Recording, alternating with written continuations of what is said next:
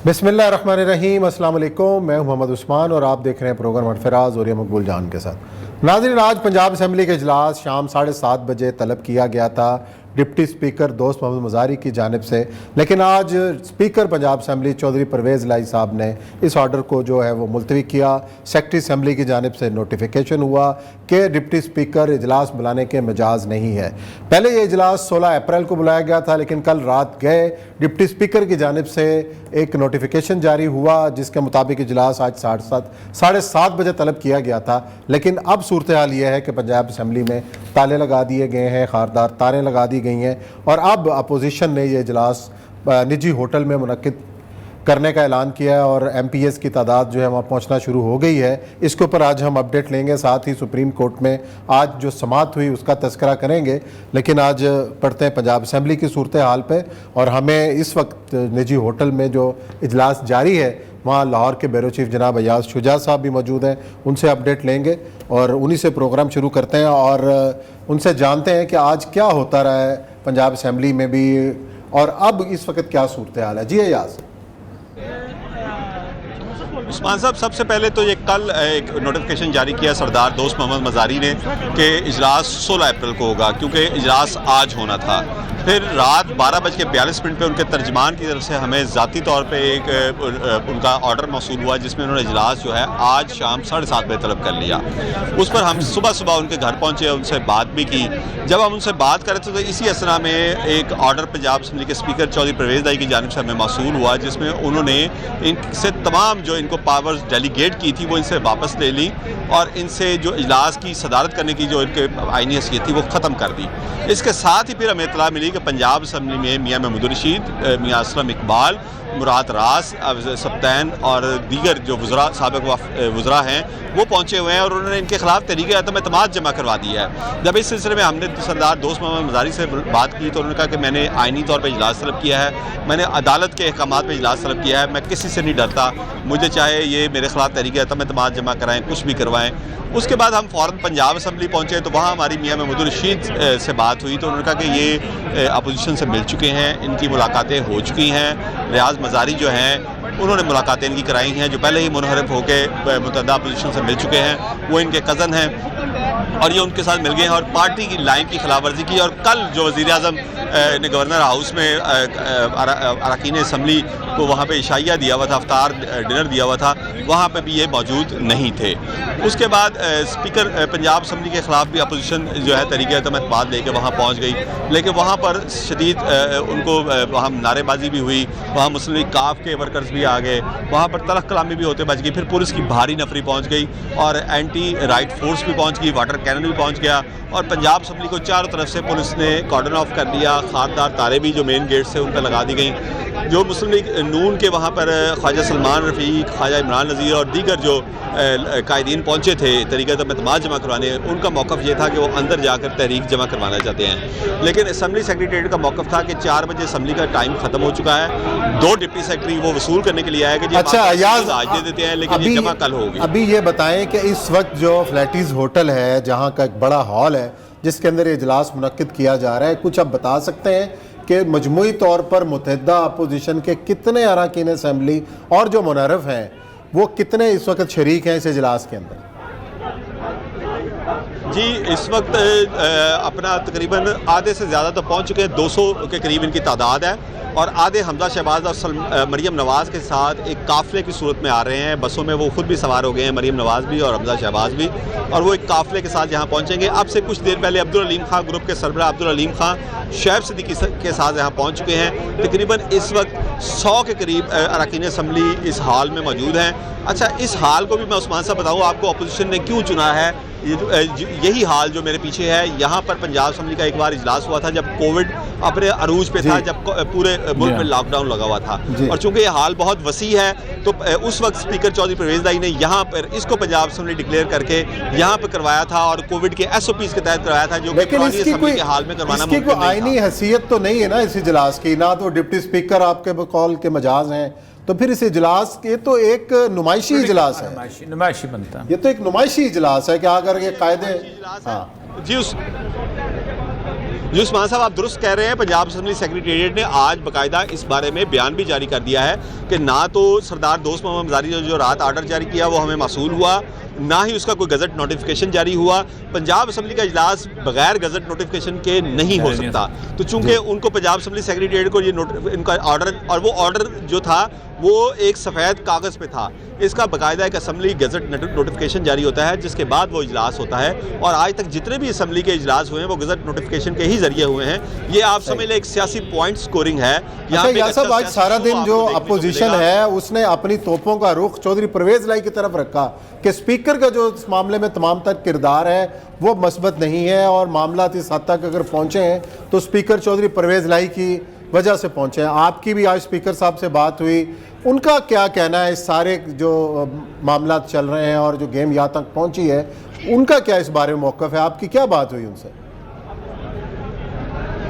جی بالکل، speaker Punjab assembly Chaudhry Pervez لائی اس معاملے میں بڑے یکسو ہیں کہ جو پی ٹی آئی کے منحرف اراکین ہیں ان کو پی ٹی آئی کے امیدوار کو ووٹ دینا چاہیے. جیسے کہ کل عمران خان نے ایک تحریری آرڈر جاری کیا تھا کہ پی ٹی آئی کے تمام امیدوار 16 اپریل کو ووٹ ڈالنے کے لیے چودھری پرویز لائی کو نہ صرف وہاں پہ پہنچے بلکہ ووٹ بھی ان کو دیں گے. جو غیر حاضر ہوگا، جو ووٹ دے گا، وہ پارٹی پالیسی کی خلاف ورزی کرے گا. ان کا موقف یہ ہے کہ ہم تو ان کے اسی نعرے کو دہرا رہے ہیں کہ ووٹ کو عزت دو، تو ووٹ تو ہمارا بھی ہے. پی ٹی آئی کے منحرف اراکین کو ساتھ لے کر یہ اگر حکومت کا تختہ الٹنا چاہتے ہیں تو وہ تو نہیں ہونے دیں گے. دوسری جانب اپوزیشن کہتی ہے کہ ان اراکین اسمبلی جن کو چودھری پرویز لائی اور عمران خان منحرف کہہ رہے ہیں، اور عمران خان کہہ رہے ہیں کہ یہ کروڑوں روپے لے کر انہوں نے اپنی وفاداریاں بیچ دی ہیں، ان کا کہنا ہے کہ ان کا ضمیر جاگ چکا ہے. یہ عمران خان اور سردار عثمان بزدار کے طرز حکومت کے خلاف احتجاجاً یہ ہمارے ساتھ آ کر شامل ہوئے ہیں، اور سردار دوست محمد مزاری کا بھی ضمیر جاگ چکا ہے. اور یہی وجہ ہے کہ انہوں نے اجلاس طلب کیا 6 اپریل کا. جب ان سے سوال کیا گیا اپوزیشن سے کہ پھر کل جو سردار دوست محمد مزاری نے 16 اپریل کا نوٹیفیکیشن جاری کیا، تو انہوں نے کہا جی وہ ان کو دباؤ میں لا کر دباؤ ڈال کر 16 تک ضمیر جاگ جائیں.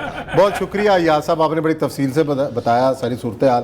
اور یہ سب یہ تو گنمائشی ہے، اسی طرح جیسے اگر واقعی سیریس ہیں سب سے بڑی بات ہو کیا رہا ہے، تماشا نہیں لگا ہوا؟ یہ تماشا چلے گا 15-16 تاریخ تک چلے گا لگتا ہے. کیونکہ آج ڈسکس کرتے ہیں سپریم کورٹ میں جو بحث ہوئی بڑی عجیب و غریب سی ہوئی. اس کی بنیادی وجہ یہ ہے یہ آئین ہے، اور اس آئین کو نیک نیتی سے نہیں بنائے گا. یہی میں پہلے دن سے روتا ہوں. اب دیکھیں نا، اس میں ایک شک میں پڑھ رہا تھا کہ اب الیکٹ ہو بھی جائے، ٹھیک ہے، تو اس میں یہ the member elected under clause 4 shall be called upon by the governor to assume the office of the chief minister. ٹھیک ہے، یہ پریزیڈنٹ نہیں ہے، وہ خود بخود اٹھاتا ہے. یہ called upon ہے. And he shall before entering upon the office make before the governor oath in the form of the. اب گورنر چھٹی پہ چل جائے 15 دن کیا کریں گے آپ؟ ٹھیک ہے، یا گورنر بھی اپنا، یا آپ نہیں، آپ صبح ایک گورنر بدلے اور اگلے دن نوٹیفائی کریں، دوسرا کریں، پھر بدلیں آپ 15 بندوں کو.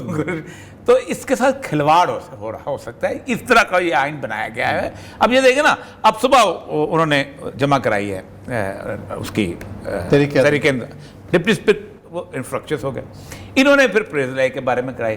اب سب سے پہلا کام یہ ہے کہ house can not function without a speaker. جو بھی بندہ بیٹھے گا وہ ایک ویلڈ اسپیکر کی اتھینٹیکیشن سے بیٹھے گا. تو سب سے پہلے تو آپ ویلڈ اسپیکر کوسچن ہوگا، تو سب سے پہلے تو آپ ویلڈ اسپیکر بدلیں گے نا. دیکھیں اس وقت تک پرائم منسٹر نہیں بنتا جب تک اسپیکر نہیں آ کے بیٹھتا ہے. جب چیف منسٹر اسپیکر، تو ان کو کرنا چاہیے تھا کہ یہ پیچھے چھوڑ دیتے، کہتے چھوڑیں، سب سے پہلے پرویز لائی کے خلاف آپ نے جمع کرا دیا، اجلاس کال کرو. صحیح. لیکن وہ تو وہی ہے، 7 دن کا 15 دن تک، 7 سے 15 دن تک نوٹس، 15 سے پھر 7 دن کا وہ بحث، پھر اس کے بعد خط لہرایا جائے کہ یہ امریکہ سے ابھی کسی اور جگہ سے خط آ جائے. تو اس کا مطلب یہ ہے کہ بات بڑی صحیح ہے جو آج سپریم کورٹ میں ڈسکس ہوئی ہے کہ یہ تمہیں نے درد دیا تھا، تمہیں دوا دو گے، کوئی اور رستہ نہیں. دیکھیں اگر آپ سمجھتے ہیں کہ پاکستان اب میڈلنگ نہیں، اب 3 سال عثمان صاحب کان تھک گئے تھے سنتے کہ ادارے جو ہیں وہ یہ کرتے ہیں، سلیکٹڈ ہے، ٹیلی فون کال آتے، اب ٹیلی فون کال الٹ ہو گئے. آج مولانا فضل الرحمان جیسا بندہ فون بات کر رہا ہے کہ آپ آئیں بیچ میں. اس کا مطلب یہ ہے کہ آپ نے اس پہ محنت نہیں کی، آپ اس پہ بیٹھنا نہیں چاہتے. آپ سوچیں کہ جس وقت 1956 کا آئین لکھا جا رہا تھا، کنسنسس بلٹ اپ ہو گیا تھا، لوگوں نے بنا لیا. چودھری محمد علی نے سب کو اکٹھا کر کے، بھٹو جیسا بندہ جس کے بارے میں ولی خان کہتا تھا عجیب و غریب آدمی ہے، کہ ہم جب مل رہے ہوتے ہیں تو ہمارے گھٹنے کو ہاتھ نکلتا ہے، باہر نکلتا ہے، او ولی خان میں تمہیں دیکھ لوں گا. مطلب اس طرح کا آدمی جو تھا وہ داڑھی کو ہاتھ لگا، گھٹنوں کو ہاتھ لگا، اس نے کہا بیٹھ جاؤ. اس کو ایک جنون تھا کہ میں ایک کنسنسس ڈاکومنٹ لے کے آؤں. حالانکہ صورتحال یہ ہے کہ آج میں پڑھ رہا تھا اس کے اوپر، نہیں اگر 1973 کے آئین کو اصل صورت میں دیکھتے ہیں اور اس کے بعد جو اس وقت آئین ہے جو حلیہ پہلی سے لے کے آخر تک سوائے ایک امینڈمنٹ کے قادیانیوں کو نکال کے، کیونکہ تھرڈ امینڈمنٹ جو بھٹو نے کی تھی نا وہ یہ تھی جس کے تحت اس نے بلوچستان اسمبلی ختم کی تھی. اس نے پھر اپنا ہی بنائے ہوئے قانون کو دیکھیں نا، ہمارے اندر ایک فیوڈل چھپا ہوا ہے، اسی کے اندر کوئی ایک سرمایہ دار چھپا ہوا ہے. وہ کہتا ہے یار میں نے یہ بنا تو لیا، یہ تو میں ہی اپنے میں نے پاؤں پہ کلہاڑی مار دی. تو بھٹو نے پہلی امینڈمنٹ کی تھی وہ والی بلوچستان نہیں ہائی کورٹ کے ججوں میں کل جو بتا رہا تھا. دوسری امینڈمنٹ اس نے ایک اور کی تھی، اور تیسری کی تھی اس کی بلوچستان کے بارے میں جس میں اس نے گورنمنٹ ختم کر دی تھی. تو اصل مسئلہ بنیادی طور پہ یہ ہے کہ نیت کا ایشو ہے، نیت نے یہاں تک پہنچایا ہے. یا بریک لیتے ہیں، بریک کے بعد آئیں گے اور پھر احوال سنیں گے سپریم کورٹ میں آج جو سماعت ہوئی اس کا. جی ناظرین، بریک کے بعد آپ کو خوش آمدید کہتے ہیں. سپریم کورٹ میں آج بھی از خود نوٹس پہ سماعت ہوئی اور آج کیا معاملات وہاں چلتے رہے، کس قسم کے ریمارکس آتے رہے ہیں آج، اور فیصلہ کب تک متوقع ہے. آج بھی چیف جسٹس صاحب نے یہ کہا کہ جی کوشش ہے کہ فیصلہ جلد کر لیا جائے. سابق اٹارنی جنرل جناب عرفان قادر صاحب نے ہمیں جوائن کیا، ان سے پوچھیں گے. السلام علیکم قادر صاحب، یہ بتائیے گا کہ یہ تاخیر کیوں ہو رہی ہے، اور جو سیاسی جماعتیں ہیں وہ اس بات کی توقع کر رہی ہیں بڑی بے چینی سے کہ فی الفور فیصلہ آئے. اور آج بلاول بھٹو صاحب نے ایک ٹویٹ بھی کیا ہے کہ جی آئین شکنی تو 30 سیکنڈ میں ہو جاتی ہے تو اس کی ریمیڈی بھی فوراً آنی چاہیے. اس میں ایک ریمارکس میں میں آپ کے سامنے لاگوں، اس سے انکلینیشن مجھے اندازہ ہوتی ہے کہ پریزیڈنٹ کے وکیل نے اور پرائم منسٹر کے وکیل نے یہ کہا ہے کہ ہم الیکشن میں جا رہے ہیں. تو انہوں نے کہا جی نون لیگ سے پوچھیں گے کہ آپ الیکشن سے ڈرتے کیوں ہیں. اب یہ بڑا معنی خیز ریمارکس ہیں سر. جی تو ذرا پہلے میں عثمان صاحب کا سوال جو ہے پھر سے سن لوں، بیکاز عثمان صاحب نے سوال کیا اور میں جواب دینے والا تھا تو اوریا صاحب نے یہ جج صاحب کا ریمارک بھی مینشن کر دیا. نہیں میں یہ کہہ رہا ہوں کہ چیف صاحب جو ہے نا روزانہ ایک بات کہتے ہیں کہ ہو سکتا ہے کہ ہم آج فیصلہ کر دیں، پھر اگلے دن آج انہوں نے سوری بھی کی کہ تاخیر ہو رہی ہے. I get it. جی میں بتاتا ہوں. اس پہ شروع میں جج صاحبان کی یہ بحث ہو رہی تھی کہ کچھ جج صاحبان کہہ رہے تھے کہ جی ہم پولیٹیکل کویسچنز پہ نہیں جا سکتے. تو چیف جسٹس صاحب نے ان کو کہا کہ جی ہم صرف لیگل کویسچن سے ڈیل کر رہے ہیں، اور وہ کویسچن ہے کہ آرٹیکل 95 جو ہے اس کی وائلیشن کی ہے کہ نہیں کی اسپیکر نے. یہ کانسٹیٹیوشنل کویسچن ہے. اس کے بعد میرے جیسے لوگوں نے میڈیا پہ بہت سے پروگرامز میں یہ کہا کہ یہ چونکہ ایک ہی اسینشلی کویسچن انوالوڈ ہے تو اس پہ تو اتنی تاخیر نہیں ہونی چاہیے. تو میں نے آج چنانچہ ریمارکس دیکھے چیف جسٹس صاحب کے، تو انہوں نے فرمایا کہ جی ہمارے بارے میں یہ کہا جا رہا ہے کہ ہم تاخیر کر رہے ہیں، لیکن ہمارے پاس ہر کوئی جو ہے اپنا موقف دینا چاہتا ہے، تو یہ کیسے ہو سکتا ہے کہ ہم ان کو سنیں نہ. تو اس سے یہ لگ رہا ہے کہ وہ سمجھ چیف جسٹس صاحب کے ذہن میں یہی ہے کہ ہم فیصلہ کریں گے لیکن سب کو سن کے کریں گے. اس کے باوجود میں سمجھتا ہوں کہ چونکہ پروسیڈنگز جو ہے وہ چیف جسٹس صاحب ریگولیٹ کر رہے ہیں، تو کویسچن اس میں اسینشلی ایک ہی ہے جو میں نے آپ سے ذکر کیا. تو ان کو ایٹ لیسٹ اگر وکلا بہت زیادہ لمبی بحث کرتے ہیں اور جو کہ اتنی ریلیونٹ نہیں ہے، تو کورٹ ان کو بالکل کہہ سکتی ہے کہ جی آپ جو ریلیونٹ کویسچنز ہیں ان پہ رہیں، آپ بہت لمبی جو اپنی افلاطونیت ہے وہ ذرا ہمیں مت بتائیں، آپ پیورلی اس لیگل کویسچن پہ ایڈریس کریں. تو پھر کافی ٹائم بچ سکتا ہے عدالت کا، کیونکہ یہ بھی تو کہا جاتا ہے نا جی justice delayed is justice denied. یہاں پہ جسٹس ڈیلیڈ جو ہے اس کا نقصان یہ ہو رہا ہے کہ بہت سارے اقدامات جو ہیں ایک انلیگل سپر اسٹرکچر پہ کیے چلے جا رہے ہیں. یعنی اسمبلیاں بھی تحلیل کرنے کی کوشش کی جا رہی ہے، اور پرائم منسٹر ایک جج صاحب کو بنایا جا رہا ہے، اور غالباً کچھ ایک سائٹ پہ یہ امپریشن مل رہا ہے جیسے ججز کو خوش کیا جا رہا ہے اور بتایا جا رہا ہے کہ آئندہ ہر چیف جسٹس جو ہے ماشاءاللہ وہ پاکستان کا پرائم منسٹر ہی بنے گا اگر کہ وہ حکومت وقت کا ساتھ دے گا. تو یہ امپریشن ہے نا، اس طرح کا جانا نہیں چاہیے. یہ صحیح ہے. اچھا یہ مجھے بتائیے گا عرفان قادر صاحب، سب سے اہم ترین بات یہ ہے کہ اسلم بیگ آن ریکارڈ ہے کہ فیصلہ آ رہا تھا سپریم کورٹ میں سیف اللہ کیس کے اندر کہ یوزرپر ہے ضیاء الحق. تو میں نے ان کو ریکویسٹ کی کہ نہیں ابھی قوم الیکشن کے موڈ میں آ گئی ہے. تو اگر یہ 8-15-10 دن میں الیکشن کا موڈ آ گیا تو پریزیڈنٹ تو موجود ہے اپنا سپریم کورٹ پر. نہیں، وہ اوریا صاحب اس کیس میں یہ جو جنیجو صاحب کی ڈسولوشن ہوئی تھی وہ معاملہ ذرا تھوڑا سا ڈفرینٹ اس لیے تھا کہ یہ بات آپ کی ٹھیک ہے کہ وہاں پہ بھی صدر نے جب اسمبلیاں ڈیزالو کر دی تھیں تو سپریم کورٹ نے یہ ہولڈ کیا تھا، جو کہ بینچ ہیڈڈ بائی جسٹس نسیم حسن شاہ، انہوں نے یہ ہولڈ کیا تھا کہ یہ جو ڈسولوشن ہے صدر کی یہ اس لیے غلط ہے کہ کانسٹیٹیوشنل مشینری بریک ڈاؤن نہیں ہوئی تھی. 58(2)(b) میں کانسٹیٹیوشنل مشینری کا بریک ڈاؤن ہو تو پھر ڈسولوشن ہوگی ورنہ نہیں ہوگی. تو انہوں نے وہ پیرامیٹرز بیان کیے تھے اور ساتھ یہ کہا تھا کہ باوجود کہ یہ ڈسولوشن انلیگل تھی اس کے جو کانسیکوینسز ہیں ہم وہ انڈو اس لیے نہیں کریں گے کہ ہم نے سب سے پوچھا ہے country is now geared up for election. اور انہوں نے جنیجو صاحب کو بھی بلایا تھا اور پھر جنیجو صاحب سے یہ بات پوچھی گئی کہ جی الیکشنز تو اناؤنس ہو گئے ہیں تو کیا آپ ابھی بھی اپنی بحالی چاہیں گے کہ آپ اب الیکشنز میں جانے کے لیے تیار ہیں؟ تو جنیجو صاحب نے یہ کہہ دیا تھا کہ میں الیکشن پہ جانے کے لیے تیار ہوں. لیکن آج میں آپ سے یہ تھوڑی سی چیز شیئر کر رہا ہوں کہ اس وقت کا جو سپریم کورٹ ہے وہ میرے بھی وہاں پہ مراسم تھے، میرے کچھ جج صاحبان جو تھے، تو مجھے جو پتہ لگا بعد میں ان سارے ججز جب ریٹائر ہو گئے تو ان میں سے ایک بڑے سینئر جج تھے، انہوں نے مجھے یہ بتایا کہ جسٹس حلیم جو ہیں وہ بالکل اسی موڈ میں تھے کہ ہم جنیجو کو سب بحال کر دیں گے اور ہم سب ایگری کر رہے تھے.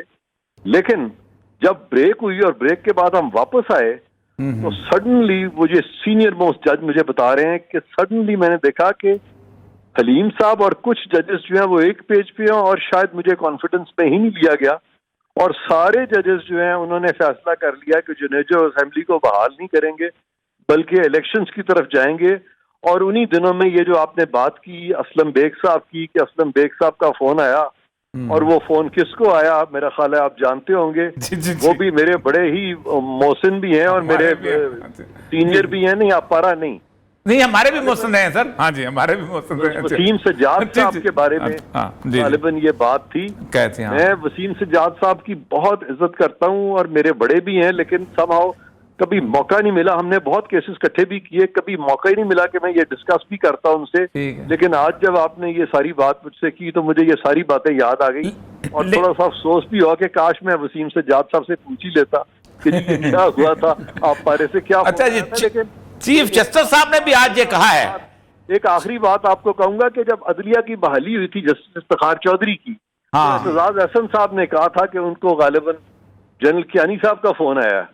تو یہ بھی ساری چیزیں ہے کہ ہماری جو عدالتیں ہیں ان کی بنیاد بھی تو اس وقت وہی بنیاد ہے نا جو کہ بہت سارے سیاسی فیصلوں کی بنیاد بنے ہیں جو لوگ. اچھا اگر بس آخری وقت ختم ہو رہا ہے کہ انہوں نے کہا ہے کہ ہم نون لیگ سے پوچھیں گے کہ آپ کو کیا مسئلہ ہے کہ آپ الیکشن میں نہیں جانا چاہتے، اور اگر وہ پبلک صورتحال میں کہ آپ الیکشن سے ڈرتے ہیں تو بڑا مسئلہ بن جائے گا وہاں پر. پہلے تو ایکٹ کو ڈیفائن ہونا نا کہ جو ایکٹ ہوا ہے اس کے بارے میں اس کی ویلیڈیٹی کیا ہے، اس کے قانونی حیثیت کیا ہے. وہ تو ہے اس کے بعد پھر بیچ میں پہلے عثمان صاحب پہلے میں ذرا اوریا صاحب کا سوال کا جواب دے لوں. جی جی پھر میں آپ سے ریکویسٹ کروں گا مجھے ضرور آپ سوال پوچھیے گا. اوریا صاحب نے بڑی انٹرسٹنگ بات کی ہے کہ ایک جج صاحب نے یہ کہا ہے کہ اگر الیکشن میں ہی جانا ہے تو اس میں کیا امر مانے ہے.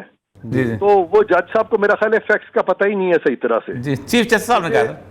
دیکھیں میں بتاتا ہوں آپ کو، اگر اس وقت آپ الیکشنز میں چلے جاتے ہیں جس میں کہ پی ٹی آئی اس وقت دنیا کو بتا رہی ہے کہ ہماری بہت بڑی وکٹری ہوئی اور ہم نے بہت بڑی چال چلی ہے اور عام بندے کو یہ سمجھ نہیں ہے ان کے قانونی موشگافیوں، لہذا پی ٹی آئی کو ایک بہت بڑی ایج ملے گی الیکشنز میں کہ انہوں نے ایک تو انکانسٹیٹیوشنل یعنی ایکٹ کیا اور ووٹنگ کو روک دیا، تو پھر اس کے بعد وہ ڈسولوشن بھی انہوں نے کی اور پھر وہ الیکشنز میں جا رہے ہیں. تو عام تاثر یہی ہے کہ بھی بہت بڑی ان کی وکٹری ہو گئی ہے. لیکن اگر اس وقت یہ ساری چیز کو غیر قانونی ڈکلیئر کیا جاتا ہے اور پھر کانسنٹ کے ساتھ الیکشن پہ جاتے ہیں تو پھر دونوں ایٹ پار ہوں گے. یہ فرق ہے. جی یہی فرق ہے. دیکھتے ہیں کیا ہوتا ہے، کیا فیصلہ آتا ہے. اور کل جس طرح کے چیف جسٹس صاحب نے کہا کہ ممکن ہے کہ فیصلہ ہے، اب دیکھتے ہیں کل بھی فیصلے کا دن ہے یا پھر جمعہ جس کی بڑی جو ہے نا نام ہے ہمیشہ پہلا جمعہ رمضان کا، پہلا جمعہ بھی ہے رمضان کا کہ شاید جمعہ تک یہ معاملہ چلا جائے. دیکھتے ہیں کیا ہوتا ہے. بریک لیتے ہیں، بریک کے بعد آئیں گے اور ذکر کریں گے بھارت کی صورتحال. کون سی ایسی چیز ہے کہ جو امریکہ کے پاس ہے وہ یہاں ہمارے پاس نہیں ہے؟ صحیح. ایٹمی طاقت ہے، مکمل فل پاور ہے پاکستان. آئل کا پاور ہے، مکمل طور پہ آئل آپ کے پاس ہے. معدنیات ہیں، ساری آپ کے پاس ہے. ایگریکلچر ہے سارا. یہ سارا آپ بلاک بنا لیں اکٹھا کر لیں، یونائٹڈ اسٹیٹس آف اسلام کا ایک بلاک بنا کے دیکھیں آپ کتنی بڑی طاقت ہے. آپ اشارہ کریں کوئی نہیں. دنیا چیخم دھاڑ مچاتی ہے اپنی طرف سے کہ ہم روہنگیا ہے تو فلاں.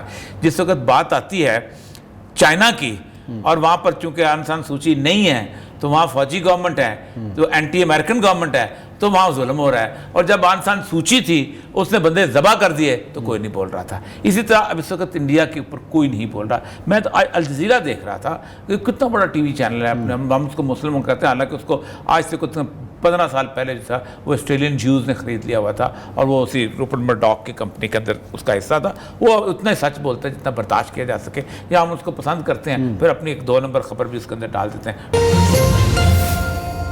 جی ناظرین، بریک کے بعد آپ کو خوش آمدید کہتے ہیں. ذکر کر لیتے ہیں بھارت کا، جہاں راجستھان کے اندر مسلمانوں کے گھر جلائے گئے اور کوئی بولنے والا نہیں. اسی طریقے سے مقبوضہ کشمیر میں ماہ رمضان کے دوران کارروائیاں جاری ہیں. عمر عبداللہ نے بھی ایک ٹویٹ کیا اور نشانہ بنایا بھارت کی جو انتہا پسند سیاست ہے اس کو. اور یہ سب دنیا تو کہیں سے کہیں چلی گئی اور معاملات کہیں اور چل رہے ہیں، اور ہمارا میڈیا بھی جو ہے صرف اپنے عدم اعتماد میں کھویا ہوا ہے. لیکن دنیا میں اس وقت ہو کیا رہا ہے؟ اب کل راجستھان کے اندر جس طریقے سے ہوا ہے اور جیسی فوٹیجز سامنے آئی ہیں. اچھا عثمان صاحب، ایک اور چیز، ایک ہیومن المیہ میں آج ابھی 2-3 گھنٹے پہلے کی جو خبر اس وقت دنیا میں بریک آؤٹ ہو رہی ہے، اس وقت بلکہ بریکنگ ان ہو رہی ہے، وہ یہ ہے کہ روہنگیا کچھ لوگ تھے کہ جو وہاں آ گئے تھے مسلمان. اس میں انہوں نے راجستھان میں نہیں، مختلف شہروں میں رکھے، جموں میں بھی تھے، ایک ہرن نگر بھی ہے میں مسلمانوں کا. انہوں نے کہا ہے کہ آج صبح سے انڈیا نے ان کو ڈپورٹ کرنا شروع کیا. اچھا. اب اس میں 2 بچیوں کی تصویریں بہت امپورٹنٹ چل رہی ہیں. ایک 12 سالہ روبینہ ہے. 1 سال پہلے اس کی ماں جو تھی وہ اٹھا کے لے گئے تھے کیمپ میں سے. اچھا. اور وہ کہتے ہیں ریفیوجی ویریفیکیشن کیمپ. ہم جہاں پر ڈسکس بھی کیا تھا کہ رکھیں گے ان کو شناختی کارڈ کے تمہارے خاندان کب سے آیا تھا یہ، تو اس میں سے لے گئے تھے. تو سال کے بعد اس کو پولیس والوں نے آ کے بتایا کہ ہم نے تمہاری ماں کو برما میں واپس بھیج دیا، میانمار میں. دوسری جو ہے وہ 9 سالہ نور ہے. اور یہ جو ہرن نگر اور ایک اور جموں کے قریب کیمپ ہے، اس کا کم 20-25 کیمپس ہیں. جو سری نگر کا ہرن نگر کا جو انچارج ہے اس کا نام ہے پریم کمار موتی. اچھا. اس کے بعد 235 ہیں. اور اس نے کہا کہ مجھے ٹاسک ملا ہے کہ شام تک میں نے ان کو واپس کر دینا ہے. اور ان میں سے میجورٹی جو ہے یا عورتیں ہیں یا بچے ہیں. ان ٹوٹل ہیومینیٹیرین کرائسس کہ وہ ان کو وہاں بھیجیں گے جہاں پر آلریڈی لوگ ان کو ذبح کرنے کو تیار کھڑے ہیں اور وہ وہاں پر کرتے ہیں. ایک تو یہ بہت بڑا امپورٹنٹ صورتحال ہے اور دنیا چیخم دھاڑ مچاتی ہے اپنی طرف سے کہ ہم روہنگیا ہے تو فلاں. جس وقت بات آتی ہے چائنا کی اور وہاں پر چونکہ آنگ سان سوچی نہیں ہے تو وہاں فوجی گورنمنٹ ہے، تو اینٹی امریکن گورنمنٹ ہے، تو وہاں ظلم ہو رہا ہے. اور جب آنگ سان سوچی تھی اس نے بندے ذبح کر دیے تو کوئی نہیں بول رہا تھا. اسی طرح اب اس وقت انڈیا کے اوپر کوئی نہیں بول رہا. میں تو الجزیرہ دیکھ رہا تھا کہ کتنا بڑا ٹی وی چینل ہے. ہم اس کو مسلم کہتے ہیں، حالانکہ اس کو آج سے کچھ 15 سال پہلے جو تھا وہ آسٹریلین جیوز نے خرید لیا ہوا تھا اور وہ اسی روپرٹ مرڈاک کی کمپنی کے اندر اس کا حصہ تھا. وہ اتنا سچ بولتا ہے جتنا برداشت کیا جا سکے، یا ہم اس کو پسند کرتے ہیں پھر اپنی ایک 2 نمبر خبر بھی اس کے اندر ڈال دیتے ہیں ڈاکومنٹری کی شکل میں. اصل مسئلہ یہ ہے کہ یہ ایک ہیومن کا ہے. پھر دوسری بات یہ ہے کہ انڈیا کے اندر جو آسام ہے، وہ ریاستیں جہاں پر مسلمانوں کی اکثریت کس جگہ ہے، بنگال ہے، یہ وہ انہوں نے 2-3 دن سے یہ کہا ہے کہ اگر تم نوراتری میں اگر تم کہتے ہو کہ یہ چیز بند ہو تو مسلمان علاقوں میں ہم پھر ہندوؤں کو کھانے پینے نہیں دیں گے. صحیح. تو پھر لیکن مسئلہ سارا عثمان صاحب یہ ہے کہ اس سارے ایشو کے اندر 57 اسلامی ملک ہیں، نہ وہ بول رہے ہیں، کوئی پرواہ نہیں. میں ابھی 1 ہفتہ پہلے دبئی گیا ہوا تھا. آپ سوچ نہیں سکتے کہ دبئی ایک ایسی سوسائٹی بن چکی ہے، جو مرضی آپ کہہ لیں، مسلمان بھائی ہیں کچھ ہیں، کہ جس کے اندر آپ صرف 5 وقت کے لیے مسجد میں نظر آتے ہیں کہ یہ مسلمان ہیں. ادروائز آپ کا کوئی تعلق نہیں ہے کچھ سارے کے ساتھ کہ آپ کیا ہیں، کون ہیں، کہاں سے رہتے ہیں، کس قسم کا کاروبار کرتے ہیں، کیا چیز. بے شمار ایسی چیزیں ہیں میں سوسائٹی کے میں دیکھ کے حیران ہوا کہ ایون یورپ میں اندر بھی شاید بہت چیزیں نہ میسر ہوں جو وہاں پر میسر ہو جاتے ہیں، کیونکہ آپ نے اس کو ایک فری سوسائٹی بنا دیا ہوا. یہی حال باقی مسلم ممالک کے اندر ہے. میں بڑے بڑے ज़बरदस्त किस्म के हीरो लोगों के लीडर जो बड़े हीरो हैं उनके मुल्कों में आप देख लें, एक पूरा इलाका है वहाँ पर कि जो कि टोटल सेकुलर है, और एक पूरा इलाका है जो कि पूरा रिलीजन है एक, और वो वहाँ पर सेकुलर इलाके के अंदर हर चीज़ मुयसर आती है। यही वजह है कि ना इनके जुल्म के ऊपर को बोल रहा है, ना को उस पर बोल रहा है। असल मसला ये रसूल अकरम सल्लल्लाहु अलैहि वसल्लम की एक बहुत शानदार हदीस है। आप सल्लल्लाहु अलैहि वसल्लम ने फरमाया कि देखिए, जब आप जुल्म होते, ये चीज़ें होते देखते रहते, पहली बात तो ये होती है, एक हदीस में है कि अल्लाह ताला आपकी इज्तिमाई दुआएं कबूल करना बंद कर देता है। आप कहते हैं अच्छा हुक्मरान भेजे, तो कहता है अच्छा मैं भेजता हूँ। आप कहते हैं रिस्क का मैंने, अल्लाह कहता है कि मैं भेज, तुम जुल्म पे चुप।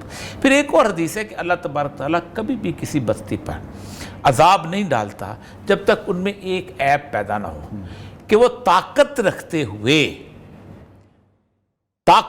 हुए बुराई को ना रोकें, तो फिर अल्लाह हर खास आम पर नेक बद सब। अब देखें, एक मुसलमान की उम्मत की इकट्ठी कर लें 56 को, कौन सी ऐसी चीज़ है कि जो अमेरिका के पास है वो यहाँ हमारे पास नहीं है? सही है। एटमी ताकत है, मुकम्मल फुल पावर है पाकिस्तान।